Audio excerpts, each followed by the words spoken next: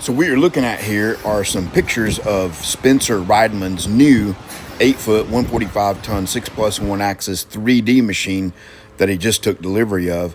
But we have a rare opportunity. His previous 1-year-old 5-foot, 70-ton, 4+1 axis 2D machine is available for a really good price. And if you're in the Northwest, this will be the great value for you because we can get it to you for a reasonable hotshot shipping. So you're seeing some recent pictures of it, a few specs, and then at the end of the video, there are even more specs, but you can see the shipping rates there, depending on where you are in the country. And the weight and height and all that is at the end of the video. You'll be able to see that.